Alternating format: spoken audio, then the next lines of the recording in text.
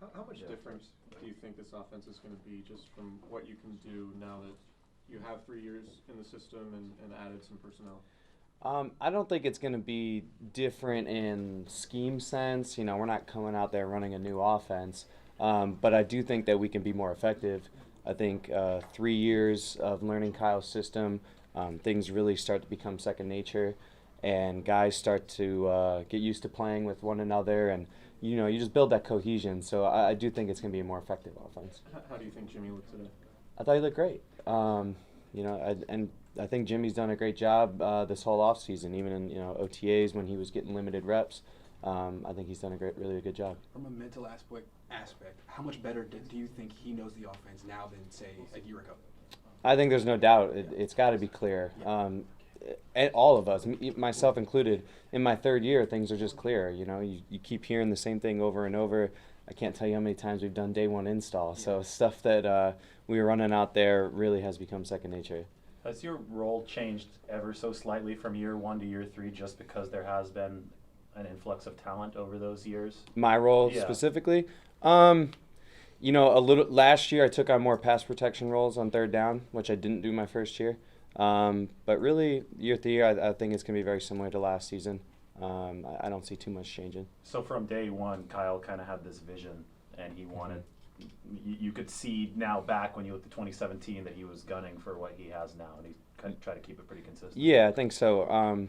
It's always tough for me to say like if my role has changed because from day one my role has kind of been like do everything. Yeah. So there's not a lot of things that I can do differently that I'm like, oh wow, my role changed a lot because I've always done a lot of different stuff. You've obviously been around the group of backs, and then Tevin you got in the spring. In what ways do those guys maybe complement each other? I think all of them have, the similarity in speed. These guys are fast. But I do think they're going to complement each other well, and that they're going to be able to kind of spare each other. When one guy maybe is a little tired, you're not losing anything by bringing in, your second guy, your third guy. Our fourth guy. We feel like all those guys are at a starting caliber level that there's really not much of a drop-off when one has to come out. Do you think there's things that one does better than the other, or is that something that's still kind of to be seen in figuring that out? I have some first initial impressions, and I think things will kind of pan out as we're playing games. But I think they all kind of have their different strengths, and they're not exactly the same guy, each one of them. But I do think they all bring good things to the table that Kyle's going to be able to kind of accentuate. What about Tevin as the new guy? What have been your impressions? My biggest impression with Tevin is, number one, he works his tail off. He really does. That just from a work standpoint, coming in here in the spring, that stood out to me right away. But as far as on the football field, I think he does an incredible job of running the wide zone, which includes pressing his blocks. You always hear about that one cut kind of runner, and I think he's really good at that. The other thing is the guy finishes in the end zone. That was one thing I couldn't help but notice when we're watching Atlanta tape.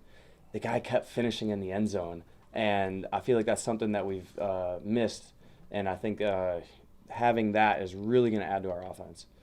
Do you have to kind of understand the nuances of each guy and know who's behind you, and does that dictate how you approach things in front of those guys? Honestly, not a whole lot. I feel like those guys kind of adapt to me because I'm in front of them. You know what I mean? So I don't really change how I'm blocking for each one of those guys. And like I said before, all of them are fast, so their speed is going to influence how linebackers attack them.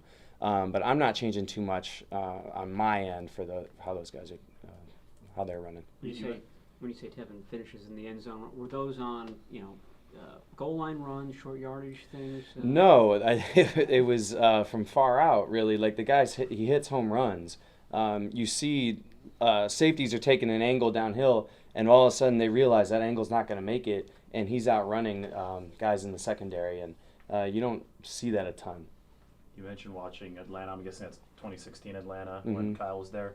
Do you watch any of his other offenses? I guess 2012 Washington was a good one. Is that still applicable now? Do you guys? Absolutely. We watch a ton of Washington and Atlanta tape. That always comes up in our individual meetings. So, we watch a ton of it.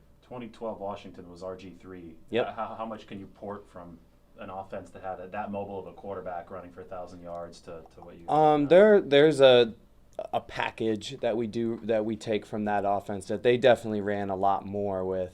That the pistol offense that they were running there. We definitely used some of that. So that definitely comes into play when we're watching tape on that kind of stuff. And what do you relate to most from 2016 Atlanta when you guys watch? That offense, they use both their running backs in the passing game a lot, and that's been a really good coaching tape for us to watch as far as running backs and running routes. Freeman and Tevin were phenomenal out of the backfield, and Kyle lined them up as receivers as well. So we go to those tapes a lot to kind of work on our craft as far as running routes. Do you have any? I know practice time's obviously been limited, but do you have any impression of Drake Greenlaw and sort of how quickly he's acclimated? Yeah, I mean, he seems to have a nose for the ball. I'm pretty sure it was the very first play of OTAs. He blew up the running back in the backfield, and I'm pretty sure the very first play of today, he blew up the running back in the backfield. So I think right there that tells you the guy's got the nose for a ball. He's not timid.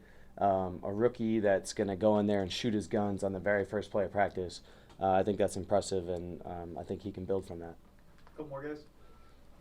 Is Jalen Hurd? I know Kyle's only using him as a receiver, but does he pick your brain at all about maybe potentially down the line doing some of the similar things you do within the offense? Yeah, you know what? He hasn't yet. I wouldn't rule it out. I'm sure he's swimming a little bit as a rookie, and it's his first time actually being in the huddle and being able to hear plays and all that kind of stuff. So he'll pick it up piece by piece, but I wouldn't be surprised if he came my way pretty soon. How would you characterize Jimmy's leadership style? That's an interesting question.